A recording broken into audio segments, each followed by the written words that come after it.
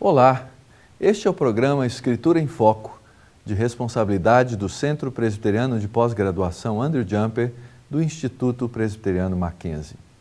Vamos viajar juntos pelo Antigo Oriente nesse segmento do Escritura em Foco, chamado Terra de Deus. Assim, teremos a oportunidade de conhecer um pouco mais a geografia, a história e a cultura dos tempos bíblicos, além das implicações dessas coisas para a espiritualidade cristã. Terra de Deus, portanto, tem muito a ver com o antigo Israel, em razão de que quase toda a revelação escrita que se tem na Bíblia ocorreu dentro daquele ambiente geográfico e sociocultural. Já voltamos com o nosso primeiro bloco.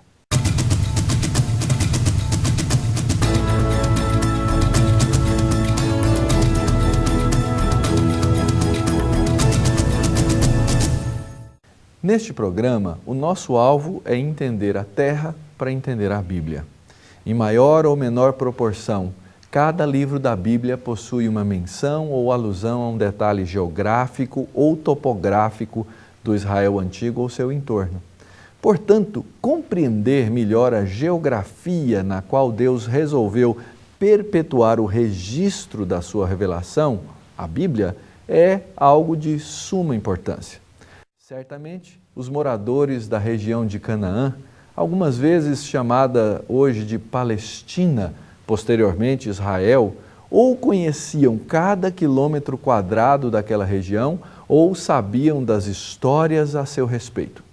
Porém, nós, leitores contemporâneos da Bíblia, não temos o mesmo conhecimento, o que dificulta, muitas vezes, a nossa leitura.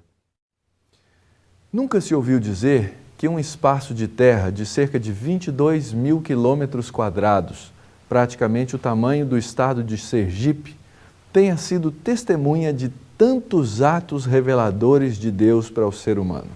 A revelação de Deus ocorreu em sua maioria no transcorrer da história desse povo e nesse espaço que chamamos de Terra de Deus. A história, como veremos, ela sempre vai acontecer em algum lugar. Logo, entender o lugar é importante para o leitor da Bíblia.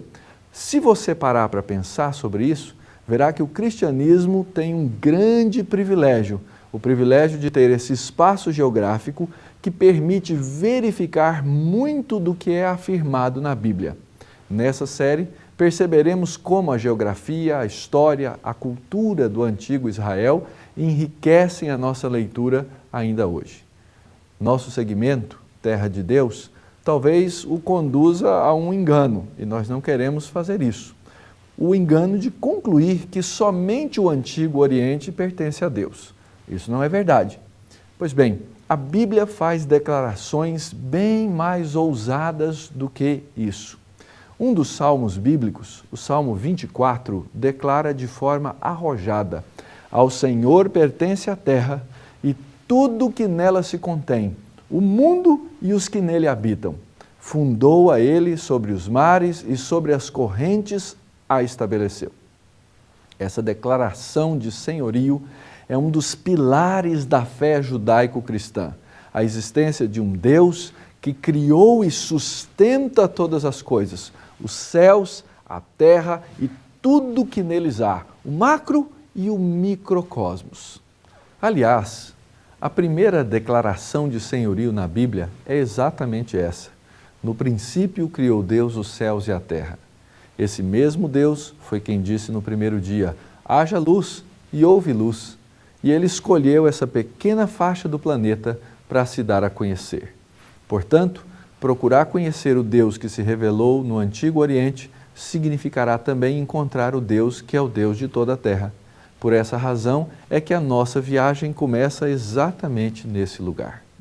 Os vizinhos da nação de Israel, em diferentes épocas da história bíblica, foram além desses egípcios e aqui depois os babilônios mais tarde, foram os amonitas, os moabitas, os filisteus, os cananeus e outros pequenos povos que são mencionados na Bíblia. Nessa faixa estreita de terra, que veio a ser conhecida como Israel, é que Deus escolheu expressar quase toda a sua revelação para o mundo. Perceba no mapa contemporâneo de Israel, que agora entra aí na sua tela, que os vizinhos daquela nação de Israel hoje são a Síria, a Jordânia, a Arábia Saudita, o Egito. Como Deus afirmou através do profeta Ezequiel, ele colocou Jerusalém no meio das nações e as terras agora estão ao redor dessa cidade e dessa terra que é a terra de Deus. Estas são praticamente as mesmas nações fronteiriças a Israel nos diversos períodos da sua história. A Síria, por exemplo, já foi uma das potências que dominou toda aquela região e o mundo conhecido. É interessante, por exemplo, observar que no livro de Gênesis, que é bem antigo, e a história de Abraão, que é muito antiga, falando do seu servo Eliezer, que era um damasceno, ou seja, um homem que nasceu na cidade de Damasco, na região que naquele tempo era conhecido como Harã. Damasco, a mesma Damasco, é hoje a capital do moderno estado da Síria. Neste outro gráfico que agora você vê, observamos como ficou o território de Israel durante o período da monarquia unificada, sob o reinado de Davi e depois do seu filho Salomão.